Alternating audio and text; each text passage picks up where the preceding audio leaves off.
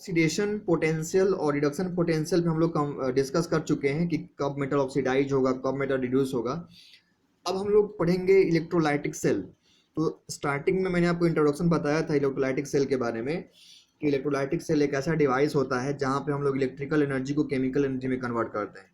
अब हम लोग इसको डिटेल में पढ़ेंगे। तो अगर हम लोग इलेक्ट्रोलाइटिक सेल को डिफाइन करें तो इलेक्ट्रोलाइटिक सेल एक ऐसा apparatus होता है जहाँ पे हम लोग इलेक्ट्रोलाइसिस को कराते हैं। और इलेक्ट्रोलाइसिस का मतलब होता है जहाँ पे हम लोग इलेक्ट्रिकल एनर्जी को केमिकल एनर्जी में कन्वर्ट करते हैं। तो the apparatus in which electrolysis is carried out is known as electrolytic cell। एक ऐसा apparatus जहाँ पे हम लोग इलेक्ट्रोलाइसिस को कराते हैं उसको हम लोग बोलते हैं इलेक्ट्रोलाइटिक सेल बोलते हैं। अब इलेक्ट्रोलाइटिक सेल का क्या स्ट्रक्चर होता है हम लोग उसके बारे में डिस्कस करेंगे। तो इलेक्ट्रोलाइटिक सेल एक हम लोग कंटेनर लेते हैं। अब हम लोग डिस्कस ये करने जा रहे हैं कि हम लोग इलेक्ट्रोलाइटिक सेल को हम लोग बनाते कैसे हैं। तो हम लोग एक कंटेनर लेंगे, इस कंटेनर में हम लोग 2 इलेक्ट्रोड लेंगे और ये जो इलेक्ट्रोड होंगे वो इनर्ट मेटल के भी हो सकते हैं, मतलब वो इनर्ट भी हो सकते हैं और रिएक्टिव होते हैं डिपेंडिंग अपॉन द कंडीशन कि क्या कंडीशन चाहिए। उसके बाद हमने दोनों इलेक्ट्रोड को बैटरी से कनेक्ट कर दिया। एक इलेक्ट्रोड को हमने बैटरी के पॉजिटिव टर्मिनल से कनेक्ट किया हुआ है, एक इलेक्ट्रोड को हमने बैटरी के नेगेटिव टर्मिनल से कनेक्ट किया हुआ है। तो जिस इलेक्ट्रोड को हमने बैटरी के पॉजिटिव टर्मिनल से कनेक्ट किया हुआ है उसको हम लोग एनोड बोलते हैं। जिस इलेक्ट्रोड को हमने बैटरी के नेगेटिव टर्मिनल से कनेक्ट किया उसको हम लोग कैथोड बोलते हैं। जैसे कि हमने गैल्वेनिक सेल में देखा था कि गैल्वेनिक सेल में एनोड नेगेटिव इलेक्ट्रोड होता है और कैथोड पॉजिटिव इलेक्ट्रोड होता है, लेकिन इलेक्ट्रोलाइटिक सेल में ये उल्टा हो जाता है कि बैटरी के पॉजिटिव टर्मिनल से हम लोग जिसको कनेक्ट करेंगे वो एनोड हो जाएगा और बैटरी के नेगेटिव टर्मिनल से जिसको हम लोग कनेक्ट करेंगे वो कैथोड हो जाएगा। ये आपको ध्यान रखना पड़ेगा, इलेक्ट्रोलाइटिक सेल में गैल्वेनिक सेल से उल्टा हो जाता है। तो हमने 2 इलेक्ट्रोड ले लिया, एक एनोड हो गया और एक कैथोड हो गया। एनोड हमारा हो जाएगा पॉजिटिव इलेक्ट्रोड, कैथोड हो जाएगा नेगेटिव इलेक्ट्रोड। अब हमने दोनों इलेक्ट्रोड को जिसके सॉल्यूशन में डीप किया होगा उसको हम लोग क्या बोलेंगे, उसको हम लोग इलेक्ट्रोलाइट बोलेंगे। तो इलेक्ट्रोलाइट एक ऐसा सब्सटेंस होता है जिसका हम लोग इलेक्ट्रोलाइसिस कराते हैं या जिसका हम लोग डिसोसिएशन कराएंगे, किसके प्रेजेंस में, तो बैटरी के प्रेजेंस में या इलेक्ट्रिक करंट के प्रेजेंस में। तो जैसा कि मैंने आपको बताया कि जो इलेक्ट्रोलाइटिक सेल में हम लोग जो इलेक्ट्रोड यूज करते हैं वो कैथोड और एनोड, वो इनर्ट भी हो सकता है और रिएक्टिव भी हो सकता है। तो हमने यहाँ पे लिखा हुआ है कि electrode of anode and cathode में भी इनर्ट और रिएक्टिव, ये इनर्ट भी हो सकता है और रिएक्टिव भी हो सकता है। अब हम लोग बात करेंगे कि एनोड और कैथोड के बारे में थोड़ा हम लोग और डिटेल में डिस्कस करेंगे कि what is anode and what is cathode and what are its application और व्हाट आर इट्स फंक्शन। तो अगर हम लोग एनोड के बारे में बात करें तो जैसा कि मैंने आपको बताया कि इलेक्ट्रोलाइटिक सेल में एनोड जो होता है वो पॉजिटिव इलेक्ट्रोड होता है और एनोड पे यहाँ भी ऑक्सीडेशन होगा। जैसा कि हमने डेनियल सेल में या हमने गैल्वेनिक सेल में देखा था कि एनोड पे ऑक्सीडेशन हो रहा था, इलेक्ट्रोलाइटिक सेल में भी एनोड पे ऑक्सीडेशन होगा, लेकिन यहाँ पे एनोड जो होगा वो बैटरी का पॉजिटिव टर्मिनल से कनेक्ट होगा। कैथोड पे कैथोड जो होता है वो नेगेटिव इलेक्ट्रोड होता है और कैथोड पे रिडक्शन होता है। तो ये भी हमने उसमें देखा था गैल्वेनिक सेल में कि कैथोड जो होता है वो वहाँ पे पॉजिटिव इलेक्ट्रोड होता है लेकिन कैथोड पे वहाँ भी रिडक्शन हो रहा होता है। और इलेक्ट्रोलाइटिक सेल में क्या होगा, कैथोड एक नेगेटिव इलेक्ट्रोड होगा और कैथोड पे यहाँ पे भी रिडक्शन होगा। तो इलेक्ट्रोलाइटिक सेल में आपको ध्यान रखना है कि एनोड पे ऑक्सीडेशन होगा, कैथोड पे रिडक्शन होगा, एनोड पॉजिटिव इलेक्ट्रोड होगा और कैथोड नेगेटिव इलेक्ट्रोड होगा। तो यहाँ पे बस आपको इलेक्ट्रोलाइटिक सेल में और गैल्वेनिक सेल बस इतना याद रखना है कि जो बैटरी का जो पोलरिटी होगा ना, मतलब कि एनोड और कैथोड का जो पोलरिटी होगा बस उसी में आपको ध्यान रखना है। बाकी एनोड का वहाँ पे जो फंक्शन होता है वही फंक्शन यहाँ भी एनोड का होगा, वहाँ पे जो कैथोड का फंक्शन होता है यहाँ भी वो कैथोड का फंक्शन होगा। तो अब इलेक्ट्रोड पोटेंशियल क्या होता है हम लोग इसके बारे में बात कर लेते हैं। तो अगर हम लोग किसी मेटल को उसके सॉल्यूशन में डीप करेंगे तो उस मेटल के चारों तरफ पोलरिटी डेवलप हो जाता है। अगर आप किसी मेटल को उसी के सॉल्यूशन में डीप कर दोगे तो मेटल के चारों तरफ पोलरिटी डेवलप हो जाएगा। सो हम लोग समझते हैं क्या होता है ये। तो अगर आपने मान लो कोई मेटल लिया हुआ है और अगर आपने कोई सॉल्यूशन लिया हुआ तो अगर आप मेटल के रॉड को अगर सॉल्यूशन में डीप कर दोगे तो क्या होगा कि इस रॉड के चारों तरफ पोलरिटी डेवलप हो जाएगा। ये भी हो सकता है और ये भी हो सकता है। अब क्या होगा कि इस पोलरिटी की वजह से पोटेंशियल डेवलप होने लगता है। मतलब अगर आपने मेटल के रॉड को अगर आपने मेटल के सॉल्यूशन में डीप कर दिया तो पोलरिटी डेवलप होने लगेगा, चाहे वो नेगेटिव चार्ज होगा या पॉजिटिव चार्ज होगा, डेवलप होने लगेगा। अब इस चार्ज के डेवलप होने की वजह से यहाँ पे पोटेंशियल डिफरेंस डेवलप होने लगेगा। ठीक है, ध्यान से सुनना। अगर आप किसी मेटल के रॉड को या मेटल के इलेक्ट्रोड को अगर मेटल के सॉल्यूशन में, मेटल के सॉल्ट सॉल्यूशन में डीप करोगे, तो मेटल के चारों तरफ, मेटल रॉड के चारों तरफ पोलरिटी डेवलप होने लगेगा, चाहे वो पॉजिटिव चार्ज हो चाहे वो नेगेटिव चार्ज हो, डेवलप होने लगेगा। और इस पोलरिटी की वजह से पोटेंशियल डिफरेंस डेवलप होने लगेगा या पोटेंशियल डेवलप होने लगेगा। और अगर आपने इस पोटेंशियल को स्टैंडर्ड कंडीशन पे मेजर कर लिया, तो इसी को हम लोग बोलते हैं इलेक्ट्रोड पोटेंशियल और स्टैंडर्ड इलेक्ट्रोड पोटेंशियल। तो स्टैंडर्ड इलेक्ट्रोड पोटेंशियल होता है कि अगर आपने मेटल के रॉड को मेटल के सॉल्ट सॉल्यूशन में डीप किया तो पोलरिटी डेवलप होता है, और उसकी वजह से क्या होगा, पोटेंशियल डेवलप होगा। और अगर आपने उस पोटेंशियल को स्टैंडर्ड कंडीशन पे मेजर किया, अब स्टैंडर्ड कंडीशन क्या होता है, तो कंसंट्रेशन जो होना चाहिए वो 1 मोलर होना चाहिए, और प्रेशर जो रखना है वो 1 बार या 1 एटीएम रखना है, या 1 बार रखना है। तो अगर आपने इस कंडीशन पे मतलब 1 मोलर कंसंट्रेशन रख के या 1 बार या 1 एटीएम प्रेशर रख के अगर आपने इसके पोटेंशियल डिफरेंस को मेजर किया, उसको हम लोग बोलते हैं स्टैंडर्ड इलेक्ट्रोड पोटेंशियल। उसको हमने डिफाइन कर दिया हुआ है कि when a metal is dip into its salt solution then polarity is developed and due to this polarity potential is developed. Means अगर आप मेटल के रॉड को उसी के सॉल्ट सॉल्यूशन में डीप कर दोगे तो पोलरिटी डेवलप हो जाएगा, और इस पोलरिटी की वजह से क्या होगा, पोटेंशियल डेवलप हो जाएगा। और अगर आपने इस पोटेंशियल को स्टैंडर्ड कंडीशन पे मेजर कर लिया, मीन्स अगर आपने कंसंट्रेशन 1 मोलर मेंटेन किया, प्रेशर 1 एटीएम या 1 बार मेंटेन किया, इसी को हम लोग बोलते हैं स्टैंडर्ड इलेक्ट्रोड पोटेंशियल। तो जो भी आप ऑक्सीडेशन पोटेंशियल या रिडक्शन पोटेंशियल की जो आप सीरीज पढ़ते हो, वो स्टैंडर्ड कंडीशन पे हम लोग मेजर करके बताते हैं। Standard electrode potential is intensive property non additive in nature. तो स्टैंडर्ड इलेक्ट्रोड पोटेंशियल जो होता है वो इंटेंसिव प्रॉपर्टी होता है, उसको ऐड नहीं कर सकते, उसमें कुछ नंबर से मल्टीप्लाई करोगे कोई फर्क नहीं आएगा, उसको हम लोग बोलते हैं इंटेंसिव प्रॉपर्टी। मतलब एक ऐसी प्रॉपर्टी जो मास इंडिपेंडेंट हो, उसको हम लोग बोलते हैं इंटेंसिव प्रॉपर्टी। तो जो स्टैंडर्ड इलेक्ट्रोड पोटेंशियल होता है वो एक इंटेंसिव प्रॉपर्टी होता है। और स्टैंडर्ड इलेक्ट्रोड पोटेंशियल हम लोग कैसे मेजर करते हैं, कैसे डेवलप होता है, इसके बारे में मैंने आपको बता दिया। सिंपल सा लॉजिक होता है, आप मेटल के रॉड को उसी के सॉल्ट सॉल्यूशन में डीप कर दो, चार्ज डेवलप होगा, और उसके चार्ज डेवलप होने की वजह से पोटेंशियल डिफरेंस डेवलप होगा। और अगर आपने उसके पोटेंशियल डिफरेंस को स्टैंडर्ड कंडीशन पे मेजर कर लिया, मीन्स कंसंट्रेशन 1 मोलर रखा, प्रेशर 1 एटीएम रखा, उसको हम लोग बोलेंगे स्टैंडर्ड इलेक्ट्रोड पोटेंशियल। अब हम लोग आगे बात करेंगे कि जो इलेक्ट्रोलाइट होता है, इलेक्ट्रोलाइट जिसका हमने इलेक्ट्रोलाइसिस कराया हुआ है, वो क्या होता है। तो दो substance which dissociate on passing electric current is called electrolyte. एक ऐसा सब्सटेंस जो इलेक्ट्रिक करंट पास करने पे डिसोसिएट हो जाए, उसको हम लोग इलेक्ट्रोलाइट बोलते हैं। अब हम लोग बात करेंगे कि इलेक्ट्रोलाइट कितने टाइप के होते हैं। तो इलेक्ट्रोलाइट 2 टाइप के होते हैं, ट्रू इलेक्ट्रोलाइट होता है and potential electrolyte.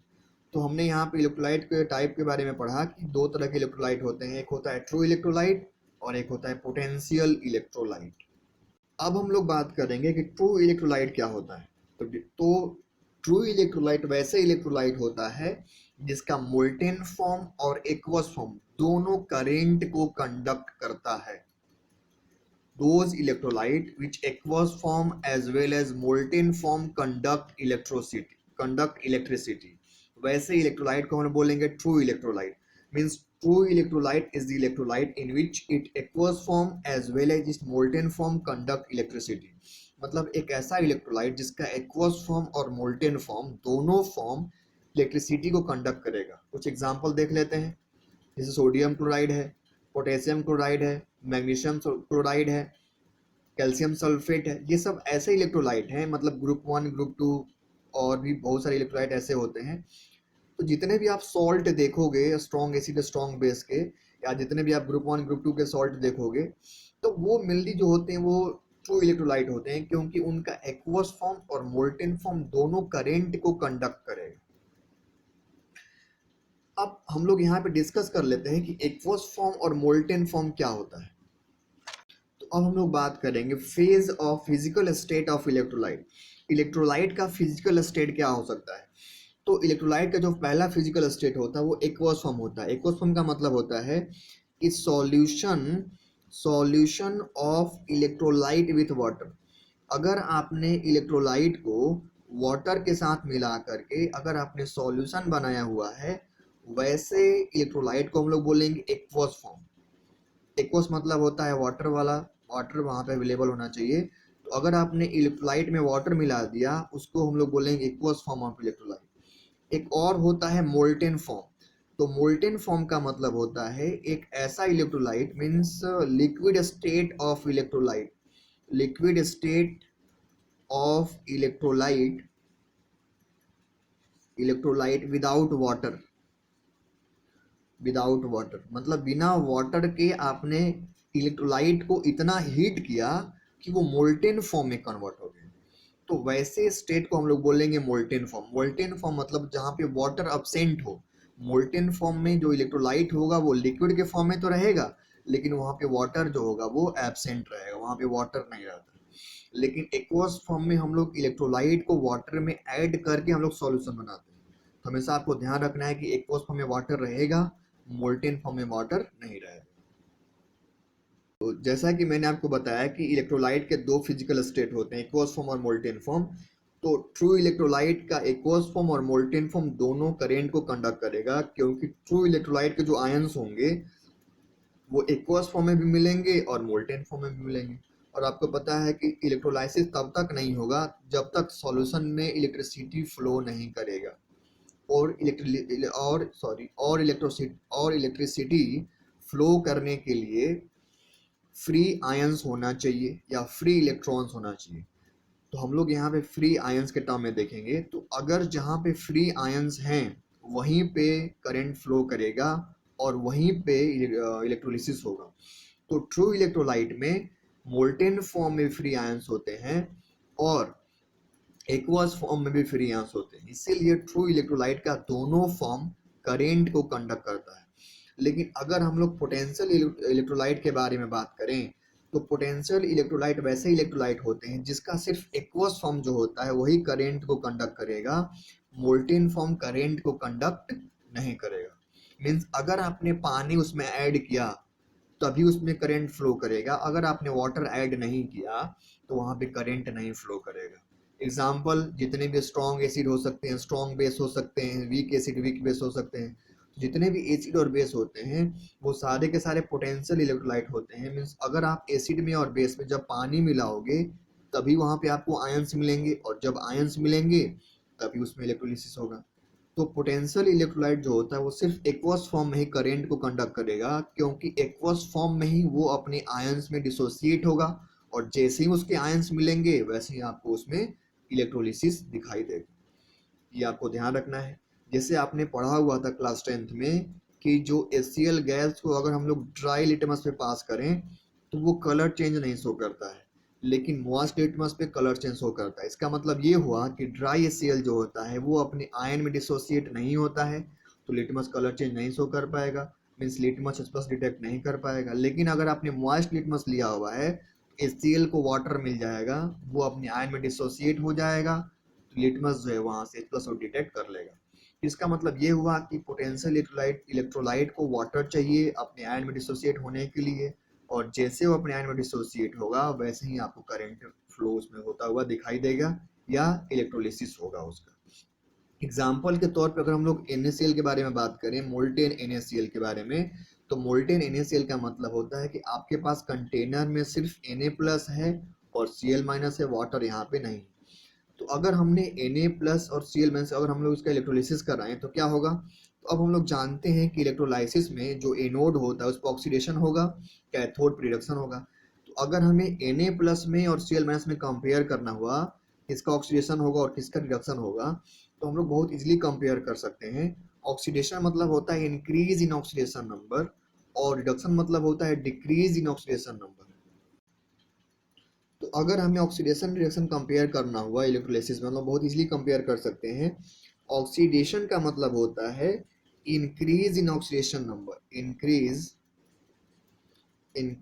In oxidation number. तो अगर ऑक्सीडेशन नंबर में इंक्रीज हो रहा है तो ऑक्सीडेशन होगा। रिडक्शन का मतलब होता है decrease in oxidation number, reduction का मतलब होता है decrease in oxidation number. Oxidation number में डिक्रीज होना रिडक्शन होता है। तो अगर आपको सोडियम प्लस और क्लोराइड में कंपेयर करना हुआ किसका इंक्रीज होगा और किसका डिक्रीज होगा, तो आप ऐसे देखो, ग्रुप 1 के जो भी मेटल होते हैं, lithium, sodium, potassium, rubidium, caesium, इनका +1 मैक्सिमम होता है। इनका जो ऑक्सीडेशन स्टेट होता है वो +1 मैक्सिमम होता है। इसका मतलब सोडियम अपने मैक्सिमम कंडीशन में है। तो अगर ये मैक्सिमम कंडीशन में है तो अब ये इंक्रीज नहीं कर सकता। अब ये क्या करेगा, ये डिक्रीज करना चालू करेगा, और जैसे ही ये डिक्रीज करना चालू करेगा इसका क्या हो जाएगा, इसका रिडक्शन हो जाएगा। आप यहाँ से इजिली चेक कर सकते हो कि अगर मेटल का ऑक्सीडेशन रिडक्शन कंपेयर करना हो तो आप ये देख लो कि मेटल का मैक्सिमम स्टेट में वो है कि वो मिनिमम ऑक्सीडेशन स्टेट में है। अगर वो मैक्सिमम में है अब वो अपने आप को फर्दर मैक्सिमाइज नहीं कर सकता, वो क्या करेगा, अपने आप को मिनिमाइज करेगा। तो मिनिमाइज का मतलब क्या होता है, रिडक्शन होता है। इस सोडियम का क्या होगा, सोडियम का रिडक्शन होगा। अगर आपको क्लोरीन चेक करना है तो फ्लोरीन, क्लोरीन, ब्रोमीन, आयोडीन और स्टेटिन जो भी ग्रुप 17 के एलिमेंट होते हैं इनका +7 मैक्सिमम होता है और इनका -1 मिनिमम होता है। तो फ्लोरीन, क्लोरीन, ब्रोमीन, आयोडीन और स्टेटिन जो भी एलिमेंट होते हैं इनका +7 मैक्सिमम होता है और -1 मिनिमम होता है। तो क्लोरीन ऑलरेडी अपने मिनिमम कंडीशन में है, तो अगर ये मिनिमम कंडीशन में है तो और ये मिनिमम नहीं कर सकता, अब ये क्या करेगा, अपने आप को मैक्सिमम करेगा, और जैसे ही अपने आप को ये मैक्सिमम करेगा इसका क्या हो जाएगा, इसका ऑक्सीडेशन हो जाएगा। तो आप इसके बेसिस बहुत इजीली चेक कर सकते हो कि अगर आप मेटल अपने मैक्सिमम कंडीशन में है तो वो अपने आप को मिनिमाइज करेगा, वो अपना ऑक्सीडेशन स्टेट डिक्रीज करेगा, इसका मतलब उसका रिडक्शन होगा। अगर आप मेटल अपने मिनिमम में है तो अपने आप को मैक्सिमाइज करेगा, उसका ऑक्सीडेशन नंबर इंक्रीज करेगा, उसका ऑक्सीडेशन हो जाएगा। तो अगर आप यहाँ पे सोडियम में कंपेयर करो क्लोरीन में, तो यहाँ पे क्लोरीन का ऑक्सीडेशन होगा, क्लोराइड आयन क्या करेगा, इलेक्ट्रॉन को लॉस करेगा, Cl2 में कन्वर्ट हो जाएगा। सोडियम क्या करेगा, इलेक्ट्रॉन को गेन करेगा, सोडियम सॉलिड में कन्वर्ट हो जाएगा। अब आपको पता है कि रिडॉक्स रिएक्शन ऐसे में अगर आपको फाइनल रिएक्शन में अगर इलेक्ट्रॉन दिख रहा है इसका मतलब आपका रिएक्शन गलत है। मेरा कहने का मतलब ये है कि अगर आप रिडॉक्स रिएक्शन को बैलेंस कर रहे हो तो रिडॉक्स रिएक्शन को बैलेंस करने के बाद फाइनली आपको इलेक्ट्रॉन का दर्शन नहीं होना चाहिए। अगर आप इन दोनों रिएक्शन को ऐड करो, सोडियम के इलेक्ट्रॉन एक ही हैं तो चार्ज बैलेंस करने के लिए क्या करना पड़ेगा, इलेक्ट्रॉन 2 से मल्टीप्लाई करना पड़ेगा। मल्टीप्लाई करके जब आप ऐड करोगे तो आपको फाइनली में जो रिएक्शन मिलेगा वो ये रिएक्शन मिलेगा। इसका मतलब ये हुआ, आप ये यहाँ पे देख सकते हो कि सोडियम आयन और क्लोराइड आयन मिलके सोडियम सॉलिड और क्लोरीन गैस बना रहा है। लेकिन आप बचपन से पढ़ते आ रहे हो कि जैसे ही सोडियम और क्लोराइड मिलता है तो NaCl बन जाता है, लेकिन वो तब बनता है जो अपने आप, मतलब जब स्पॉन्टेनियस बनना हो तब ये NaCl बनेगा। लेकिन हम लोग यहाँ पे जो बैटरी यूज करते हैं, हम लोग यहाँ पे जो इलेक्ट्रोलाइसिस कराने के लिए जो बैटरी यूज करते हैं उस बैटरी का काम होता है एक नॉन स्पॉन्टेनियस रिडॉक्स रिएक्शन को कराना। आप यहाँ पे देख सकते हो कि ये सोडियम आयन और chloride ion strongly electrostatic force होने के बाद भी ये Cl2 में और सोडियम मतलब कि क्लोरीन गैस में और सोडियम सॉलिड में कन्वर्ट हो रहा है। इसका मतलब ये है कि यहाँ पे एक नॉन स्पॉन्टेनियस रिडॉक्स रिएक्शन होता है, और ऐसे ही रिडॉक्स रिएक्शन को कराने के लिए हम लोग वहाँ पे बैटरी यूज कर सकते हैं। आप यहाँ पे बहुत इजीली देख सकते हो कि कैसे हम लोग चेक करेंगे ऑक्सीडेशन, कैसे चेक करेंगे रिडक्शन, कैसे हम लोग बैलेंस करते हैं। और बैलेंस करने के बाद आपको जो मिला वो स्पॉन्टेनियसली, वो मतलब कि अपने आप तो बनने वाला नहीं है, किसी भी कंडीशन पे अपने आप नहीं बनेगा, क्योंकि जैसे ही उसको चांस मिलेगा ये चांस मार के NaCl बना लेगा। लेकिन यहाँ पे आप देख रहे हो कितना उल्टा पुल्टा प्रोडक्ट बन रहा है। इसका मतलब ये है कि ये जबरदस्ती हम लोग यहाँ पे बैटरी यूज करके करंट सप्लाई करके और ये रिएक्शन करा रहे हैं। मीन्स यहाँ पे एक नॉन स्पॉन्टेनियस रिडॉक्स रिएक्शन होता है। इस तरीके से आप यहाँ पे इलेक्ट्रोलिसिस करा सकते हो और चेक कर सकते हो किसका ऑक्सीडेशन होगा और किसका रिडक्शन होगा।